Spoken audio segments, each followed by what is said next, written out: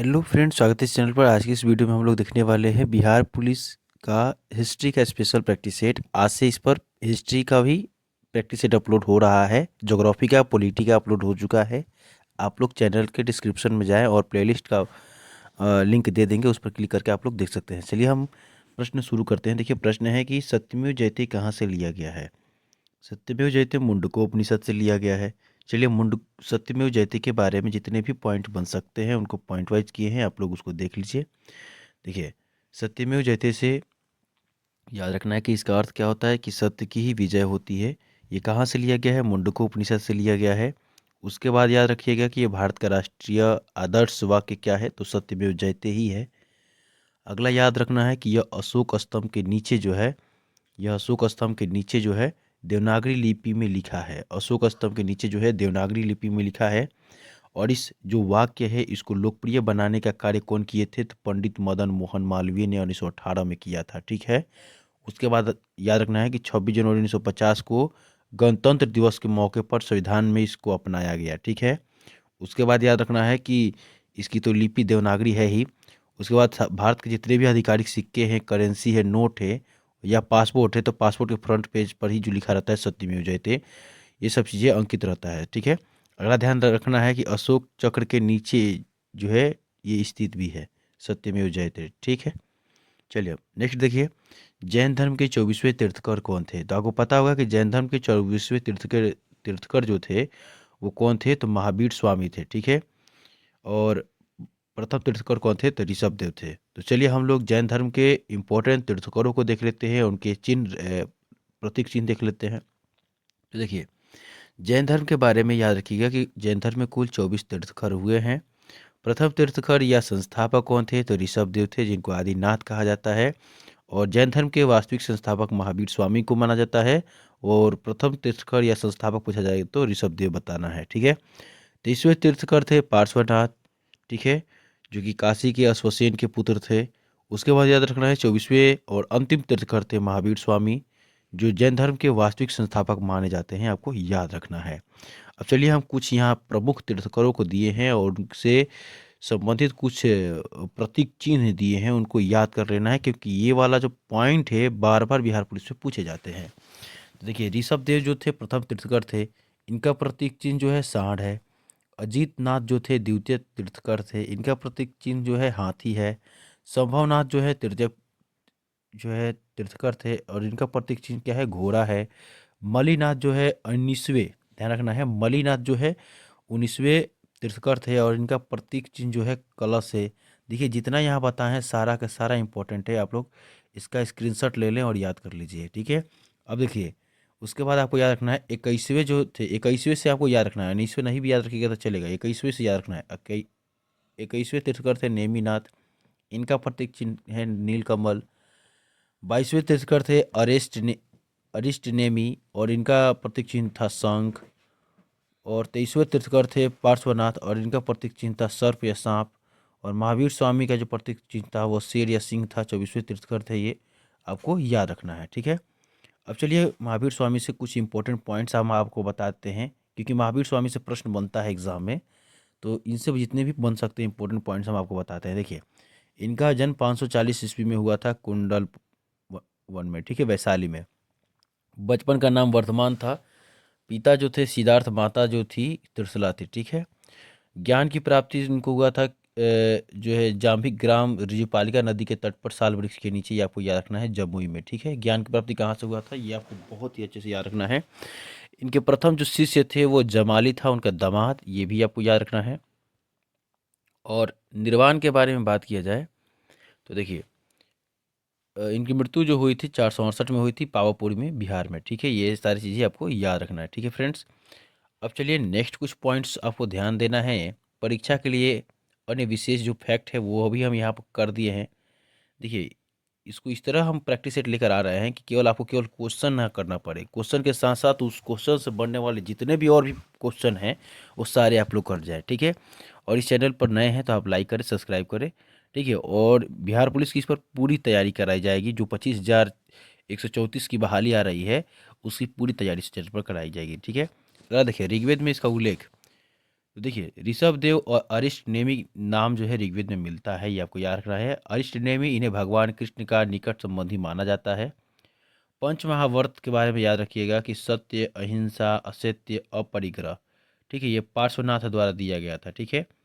और इसी में ब्रह्मचर्य जो है महावीर स्वामी द्वारा दिया गया और ये जोड़ा गया, ठीक है, ये याद रखना है। अगला है त्रिरत्न के बारे में, सम्यक दर्शन, सम्यक ज्ञान, सम्यक आचरण जो है ये त्रिरत्न के अंतर्गत आते हैं।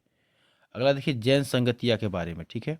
जैन संगतिया के बारे में देखिए, पहला देखिए, प्रथम जो जैन संगति हुआ था वो पाटलिपुत्र में हुआ था। इसके अध्यक्ष जो थे वो स्थूलभद्र थे। प्रथम जैन संगति के अध्यक्ष कौन थे? स्थूलभद्र थे। अगला देखिए, द्वितीय जो संगति हुआ था वो गुजरात में हुआ था, वल्लभी, और इसके अध्यक्ष थे क्षमा श्रवण। कौन थे? क्षमा श्रवण। तो द्वितीय जो जैन संगति हुआ था वो वल्लभी गुजरात में हुआ था और इसके अध्यक्ष थे क्षमा श्रवण। ये आपको याद रखना है, बहुत ही इंपॉर्टेंट है। चलिए अगला प्रश्न हम आपको बताते हैं, इंडिका पुस्तक के लेखक कौन थे, ठीक है। तो इंडिका पुस्तक के लेखक आपको पता होगा कौन थे? मेगास्थनीज थे। कौन थे? मेगास्थनीज थे। अब चलिए इंडिका पुस्तक जैसे ही और भी चीज प्रश्नों को हम लोग देख लेते हैं। तो देखिए, तो अर्थशास्त्र जो पुस्तक था इसके लेखक थे चाणक्य या कौटिल्य। इंडिका के जो थे मेगास्थनीज थे। मुद्रा राक्षस के विशाख दत्त थे, ये आपको याद रखना है। राज तरंगिणी का याद रखना है, कलहन थे। राज तरंगिणी का कौन थे? कलहन थे। कश्मीर के इसमें इतिहास है। अष्टाध्यायी का लेखक जो है पाणिनि है, प्रथम व्याकरण ग्रंथ है। महाभाष्य के लेखक पतंजलि हैं और हर्षचरित या कादम्बरी के लेखक जो है वानभट्ट है। अभिज्ञान शकुंतलम का जो लेखक है वह कालिदास हैं, आपको याद रखना है। अगला देखिए मध्यकालीन भारत के बारे में, यहाँ से जितने भी पुस्तकें लिखी गई है उनको आपको याद रखना है। शहनामा फिरदौसी ने लिखा था। किताबुल हिंद जो है अलबरूनी ने लिखा था। रहला इब्न बतूता ने लिखा था। अकबरनामा या आइन ए अकबरी अबुल फजल ने लिखा था। हुमायूंनामा गुलबदन बेगम ने लिखा था, ठीक है। उसी तरह तुजू के जहांगीरी जो है जहांगीर ने लिखा था। आपको याद रखना है सारे पॉइंट्स। अब चलिए अगला और भी कुछ पुस्तकों को याद कर लीजिए। देखिए जितने भी इंपॉर्टेंट पुस्तक है इनके अलावा आपसे कोई भी दूसरा प्रश्न नहीं पूछेगा, ठीक है। तो आधुनिक भारत एवं स्वतंत्रता संग्राम की जो प्रसिद्ध पुस्तकें थे उनको भी याद रखना है। हिंद स्वराज और सत्य के प्रयोग जो है महात्मा गांधी के द्वारा लिखा गया था। Discovery of India Jawaharlal Nehru. India wins freedom जो है अबुल कलाम आज़ाद। अनहैप्पी इंडिया जो है लाला लाजपत राय। गीता रहस्य जो है बाल गंगाधर तिलक। ये सब पुस्तकें हैं, इनको याद कर लेना है। इम्पोर्टेंट जो है ये सारे हैं। अगला है आनंद मठ जो है बंकिम चंद्र चटर्जी के द्वारा लिखा गया था। वंदे मातरम यहीं से लिया गया है। सत्यार्थ प्रकाश याद रखना है कि स्वामी दयानंद सरस्वती के द्वारा लिखा गया था। लाइफ डिवाइन जो है अरविंदो घोष के द्वारा लिखा गया था, ये आपको याद रखना है, ठीक है। अगला देखिए बिहार से कुछ इंपॉर्टेंट पुस्तक याद रखना है। मैला आंचल जो है फणीश्वर नाथ रेणु के द्वारा लिखा गया था। उसके बाद में रश्मिर रथी या कुरुक्षेत्र जो है रामधारी सिंह दिनकर के द्वारा लिखा गया था। गोदान गबन जो है मुंशी प्रेमचंद के द्वारा लिखा गया था। गोदान गबन मुंशी प्रेमचंद के द्वारा लिखा गया था। वाराणसी बिहार क्षेत्र में सक्रिय था ये आपको याद रखना है। तो देखिए जितने भी इंपॉर्टेंट प्रश्न बन सकते थे एक प्रश्न से हम करा दिए हैं, और उनके अलावा आपको कोई भी दूसरा प्रश्न नहीं दिखाई देगा लेखक जब पूछेगा तो, ठीक है। जितने भी इंपॉर्टेंट पुस्तकें थे उसको हम करा दिए हैं। देखिए अगला है भारत का नेपोलियन किसे कहा जाता है? तो भारत का नेपोलियन समुद्रगुप्त को कहा जाता है। और चलिए समुद्रगुप्त के बारे में कुछ बातों को आपको ध्यान रखना है। समुद्रगुप्त जो है गुप्त वंश का एक शासक था और गुप्त वंश के संस्थापक श्री गुप्त थे। अब देखिए भारत का नेपोलियन प्रसिद्ध इतिहासकार जो है विसेंट स्मिथ द्वारा यह नाम दिया गया था। और देखो समुद्रगुप्त को कविराज भी कहा जाता है, ठीक है। समुद्रगुप्त को कविराज भी कहा जाता है क्योंकि संगीत और कविता के प्रेमी था ये, इसीलिए इसे कविराज भी कहा जाता है। अश्वमेघ पराक्रम भी इसे कहा जाता है। अश्वमेघ यज्ञ करने के लिए कारण जो है सिक्कों पर अंकित है इसका नाम, ठीक है। अगला है लक्ष्मी दोहित्र। लक्ष्मी दोहित्र देखिए माता का नाम जो है वो कुमार देवी है, और लिच्छवी की राजकुमारी होने के कारण इनको लिच्छवी दोहित्र भी कहा जाता है। समुद्रगुप्त को इसे अप्रतिरथ भी कहा जाता है, यानी जिसका कोई शत्रु ना हो उसे अप्रतिरथ भी कहा जाता है। अब देखिए कुछ बातों को याद रखना है समुद्रगुप्त से। पहला प्रयाग प्रशस्ति जो अभिलेख है वो इलाहाबाद में है और इसके लेखक जो हैं इनके दरबारी कवि हरिसेन हैं और ये संस्कृत भाषा में है, ये आपको याद रखना है। अब दूसरा पॉइंट आपको याद रखना है कि उसने उत्तर भारत के 9 राजाओं और दक्षिण भारत के 12 राजाओं को पराजित किया था। यह ग्रहण मोक्षानुग्रह दक्षिण के राजाओं के प्रति अपनाई नीति थी। ग्रहण मोक्षानुग्रह, ठीक है, ये दक्षिण राजाओं के प्रति अपनाई गई एक नीति थी। जीत कर राज्य वापस कर देना, ये इनकी नीति थी, ठीक है। अगला देखिए, उसके बाद अगला देखिए, सांस्कृतिक बातों को ध्यान रखिए। समुद्रगुप्त ने 6 प्रकार के सिक्के चलाए थे। कितना बार एग्जाम में पूछा है कि समुद्रगुप्त ने कितने प्रकार के सिक्के चलाए थे, तो 6 स्वर्ण सिक्के चलाए थे। एक सिक्के पर उन्होंने वीणा बजाते हुए दिखाया गया है, तो ये भी कितना बार पूछा है। उसके बाद देखिए, उनके संगीत प्रेम होने का प्रमाण है ये। अब देखिए, धर्म के बारे में थोड़ा बात ध्यान रखना है कि ये जो है कट्टर वैष्णव थे। समुद्रगुप्त कट्टर वैष्णव थे, लेकिन अन्य धर्मों के प्रति सहिष्णु थे। उन्होंने लंका के राजा मेघवर्मन को बोधगया में बौद्ध विहार बनाने की अनुमति दिया था। तो लंका के राजा जो थे मेघवर्मन को बोधगया में बौद्ध विहार बनाने की अनुमति भी दिए थे। यानी धार्मिक रूप से ये सहिष्णु थे, लेकिन ये कट्टर वैष्णव थे, ये आपको याद रखना है। अगला कुछ बातों को यहाँ हम संक्षिप्त में कर दिए हैं, ध्यान रखना है यहाँ पे। तो देखिए, ये किस वंश से थे? गुप्त वंश से थे। इनके पिता का नाम चंद्रगुप्त प्रथम था, माता जो थी कुमार देवी थी। दरबारी कवि कौन थे? हरिसेन थे। राजधानी जो था इसका पाटलिपुत्र था। धर्म जो था हिंदू था, ठीक है, ये भी याद रखना है। ये संक्षिप्त में ये पॉइंट्स को कर दिए हैं। चलिए फ्रेंड्स, हम लोग नेक्स्ट प्रश्न देखते हैं। देखिए, जितने भी प्रश्न हैं उनसे बनने वाले इंपॉर्टेंट पॉइंट्स भी हम यहाँ पर क्लियर कर दे रहे हैं। देखिए, प्रश्न है, नालंदा विश्वविद्यालय की स्थापना किसने किया? तो आपको पता है कि नालंदा विश्वविद्यालय की स्थापना कुमारगुप्त ने किया था, ठीक है। तो चलिए, नालंदा विश्वविद्यालय के बारे में हम बहुत सारे पॉइंट्स बताएंगे, आपको याद रखना है। तो देखिए, बिहार के प्रमुख पहले विश्वविद्यालय याद रखना है, ठीक है। बिहार के जितने भी प्रमुख विश्वविद्यालय हैं उनको आपको याद रखना है। देखिए, प्राचीनतम विश्वविद्यालय जो है नालंदा विश्वविद्यालय है। इसकी स्थापना गुप्त काल में कुमारगुप्त प्रथम ने किया था, ये याद रखना है, जिसको बख्तियार खिलजी ने जलाया भी था।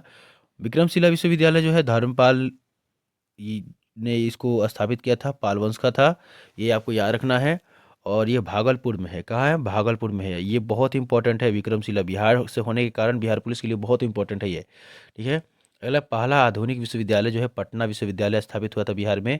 कब हुआ था? तो 1917 में। कितना बार पूछा है कि पटना विश्वविद्यालय की स्थापना कब हुई थी? तो 1917 में। ये आपको याद रखना है।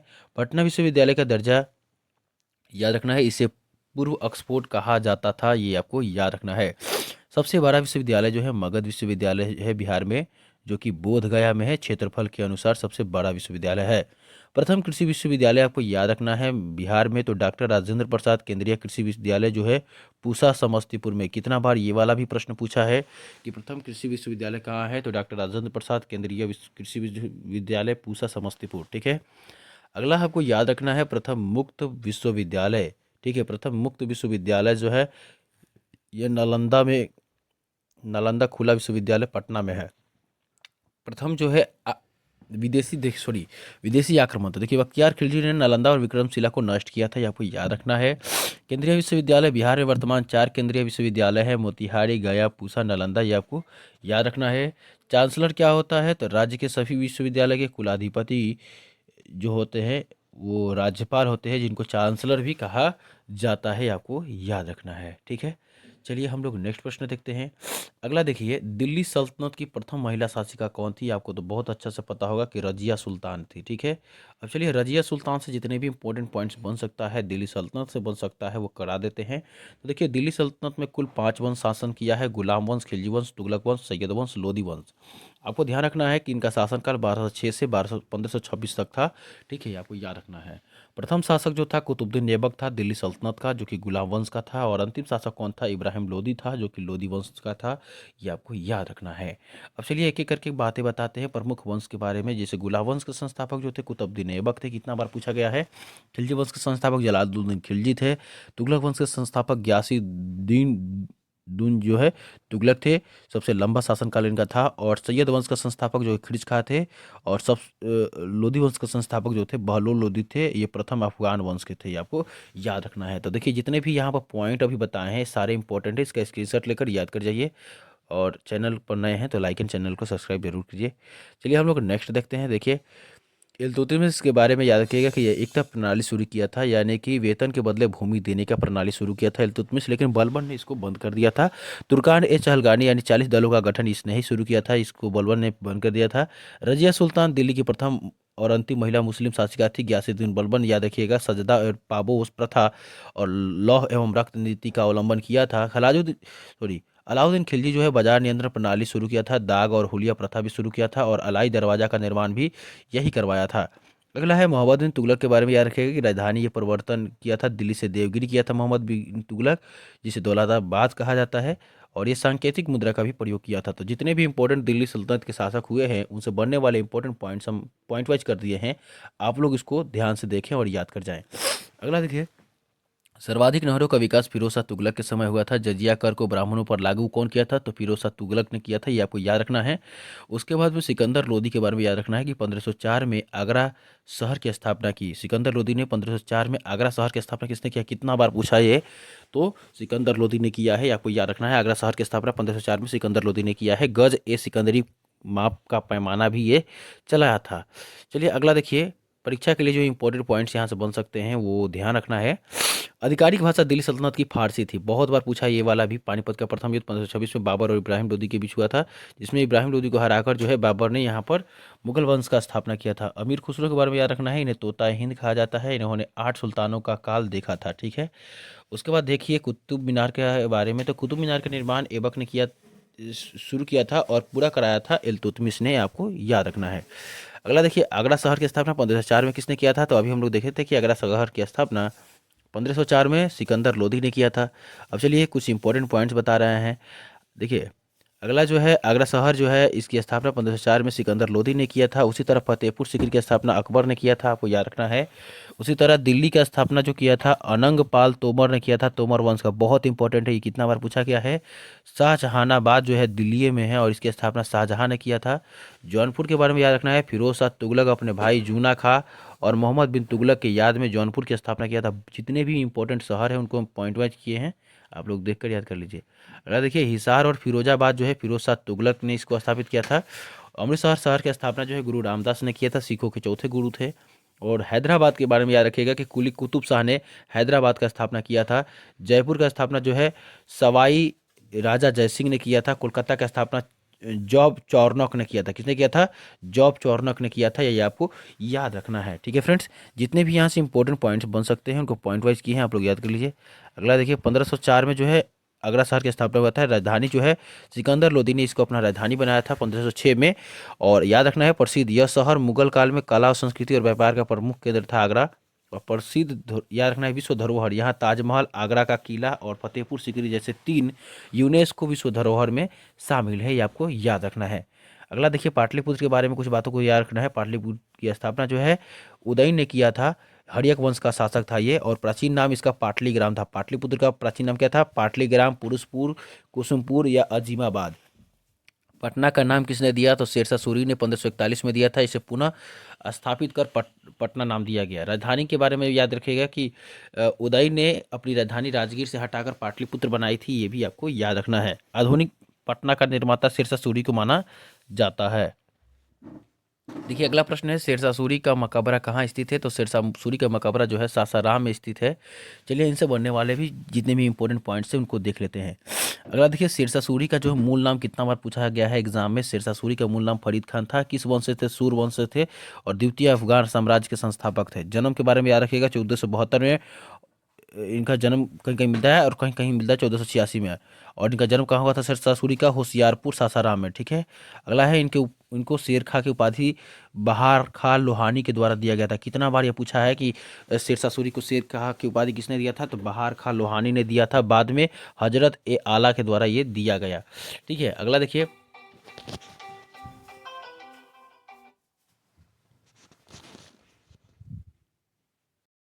देखिए अगला देखना है कि चौसा का युद्ध जो है हुमायूं, चौसा का जो युद्ध हुआ था शेरशाह सूरी और हुमायूं के बीच हुआ था, जिसमें हुमायूं को हराया थे 1539 में। अगला है कनौज या बिलग्राम का युद्ध जो हुआ था 1540 में हुआ था। हुमायूं को भारत छोड़ने पर मजबूर किए थे, ठीक है, ये सारी चीज़ें ये आपको याद रखना बहुत इंपॉर्टेंट है। चौसा का युद्ध और कनौज का युद्ध, इसको याद कर लेना है। अगला देखिए, प्रशासनिक सुधार में आपको याद रखना है कि रुपया चांदी का सिक्का ये चलाया था 178 ग्रेन का, ठीक है। उसके बाद याद रखना है, दाम जो है तांबे का सिक्का होता था। दाम क्या होता था? तांबे का सिक्का होता था। मापन प्रणाली गज सिकंदरी जो है और सन डंडी का प्रयोग ये करता था, ये आपको याद रखना है। निर्माण कार्य के बारे में ये याद रखना है कि ग्रांड ट्रक जो रोड है, जो कि आज भी है, ग्रांड ट्रक रोड का भी ये निर्माण कराया था, जो कि बंगाल से पेशावर तक था। कहाँ था? बंगाल से पेशावर तक था। रोहतासगढ़ किला जो है, इसका निर्माण इसी ने कराया था। पाकिस्तान और बिहार दोनों जगह कराया था। किला है कुहाना मस्जिद जो है दिल्ली में है, ये आपको याद रखना है। अगला देखिए, राजस्व व्यवस्था के बारे में याद रखना है कि रैयतवाड़ी व्यवस्था और जब्ती प्रणाली ये शुरू किया था, ठीक है। रैयतवाड़ी और जब्ती प्रणाली शुरू किया था। इसकी मृत्यु जो है 1545 में हो गया था। कालिंजर किले के घेराव के दौरान उसका नामक उक्का नामक अग्निशास्त्र फटने से जो है इसकी मृत्यु हो गई थी, शेरशाह सूरी की, कालिंजर किले के घेराव के दौरान।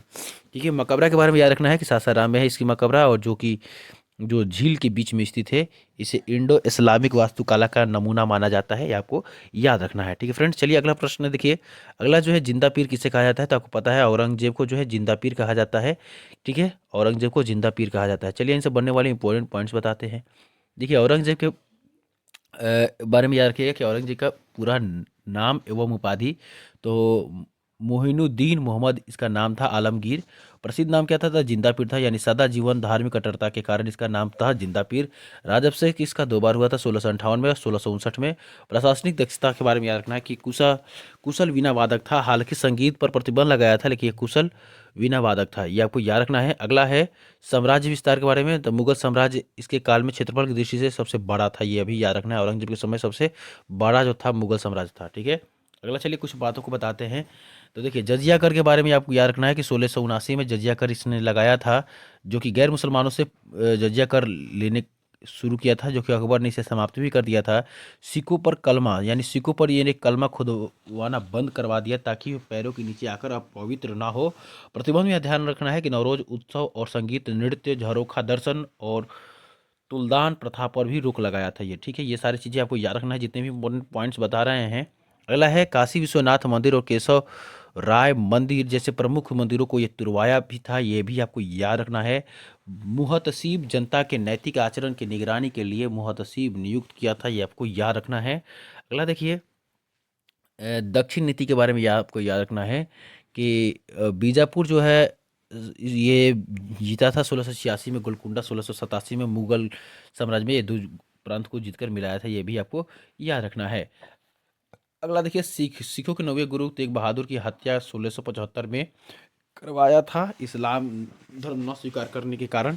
अगला जो है, मराठा संघर्ष के बारे में याद रखना है कि शिवाजी महाराज के साथ 1665 में पुरंदर की संधि की राजा जयसिंह के माध्यम से। हिंदू मनसबदार रोचक तथ्य यह है कि औरंगजेब सेना में सबसे अधिक संख्या, लगभग 33% हिंदू सेनापति थे इसके सेना में, ठीक है। ये भी आपको याद रखना है। अगला देखिए, बीबी का मकबरा इसने बनवाया था औरंगाबाद में, जो अपनी पत्नी के रबिया उद दौरानी की याद में बनाया था। और इसे ताजमहल का फूहर नकल या दक्षिण का ताजमहल भी कहा जाता है। मोती मस्जिद के बारे में याद रखिएगा कि दिल्ली के लाल किले के अंदर संगमरमर की मोती मस्जिद बनवाया था ये। अगला है, बदशाही मस्जिद जो है लाहौर में स्थित प्रसिद्ध मस्जिद का निर्माण यही करवाया था, ये भी आपको याद रखना है। मृत्यु के बारे में आपको याद रखना है कि इसकी मृत्यु जो है था 1707 में हो गया था, अहमदनगर में। और मकबरा जो है औरंगाबाद के पास जो है खुलदाबाद महाराष्ट्र में एक साधारण कब्र में दफनाया गया है इसको, ये भी आपको याद रखना है। बक्सर के युद्ध के बारे में आपको याद रखना है। बक्सर का युद्ध 1764 में हुआ था, ठीक है। और चलिए, बक्सर के युद्ध से जो बनने वाले जितने भी इंपॉर्टेंट पॉइंट्स हैं हम लोग देख लेते हैं, और भारत के जितने भी इंपॉर्टेंट पहले युद्ध है उसको देख लेते हैं। तो देखिए, हाई जो इस एग्जाम में बार बार प्रश्न बनते हैं, तो पूछा जाता है हाई डे स्पीच का जो युद्ध है वो सिकंदर और पंजाब के राजा पोरस के बीच हुआ था, जिसमें सिकंदर विजय हुआ था, ये भी आपको याद रखना है। कलिंग का जो युद्ध है 261 में हुआ था, सम्राट अशोक ने कलिंग को जीता था और इसके बाद अशोक धर्म अपनाया था, ये भी आपको याद रखना है। अगला है, तराइन का जो प्रथम युद्ध हुआ था पृथ्वीराज चौहान और मोहम्मद गौरी के बीच हुआ था 1191 में। तराइन का जो द्वितीय हुआ था 1192 में हुआ था, मोहम्मद गौरी और पृथ्वीराज चौहान के बीच हुआ था, जिसमें गौरी का विजय हुआ था। अगला है, पानीपत का प्रथम युद्ध जो हुआ था 1526 में हुआ था, बाबर और इब्राहिम लोदी के बीच हुआ था, जिसमें बाबर विजय रहा था। खानवा का युद्ध जो हुआ था 1527 में जो हुआ था, बाबर और राणा सांगा के बीच हुआ था, जिसमें बाबर विजयी रहा था। चौसा का जो युद्ध हुआ था 1539 में हुआ था, शेरशाह सूरी और हुमायूं के बीच हुआ था, जिसमें शेरशाह भी विजयी रहा। कनौज का जो युद्ध हुआ था 1540 में हुआ था, जिस 40 में हुआ था, शेरशाह सूरी और हुमायूं के बीच हुआ था, जिसमें हुमायूं को भारत छोड़ने पर मजबूर कर दिया गया था। ये जितने भी इंपॉर्टेंट युद्ध है सबको एक जगह कर लिए हैं, आप लोग इसका स्क्रीनशॉट लेकर याद कर जाइए। अगला है पानीपत का जो दूसरा युद्ध हुआ था 1526 में, अकबर और हेमू के बीच हुआ था, जिसमें अकबर विजय हुआ था। तालीकोटा का युद्ध 1565 में हुआ था, विजयनगर साम्राज्य के इसके द्वारा पतन हो गया था। हल्दी घाटी का युद्ध 1576 में हुआ था, अकबर और महाराणा प्रताप के बीच हुआ था, ये भी याद रखना है। और पानीपत का तीसरा युद्ध जो हुआ था 1761 में हुआ था, अहमद शाह अब्दाली और मराठों के बीच हुआ था, ये आपको याद रखना है। अगला देखिए, आधुनिक भारत का जितने भी इंपॉर्टेंट युद्ध है उसको भी याद रखना है, बहुत बार पूछा गया है ये सारे प्रश्न।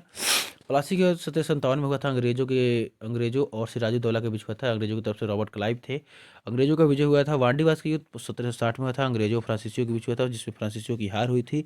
बक्सर का युद्ध जो हुआ था अंग्रेजों और एक तरफ से थे मीर कासिम शुजाउद्दौला शाह आलम द्वितीय की संयुक्त सेना ने भाग लिया था, जिसमें अंग्रेजों की विजय हुई थी बक्सर के युद्ध में, आपको याद रखना है।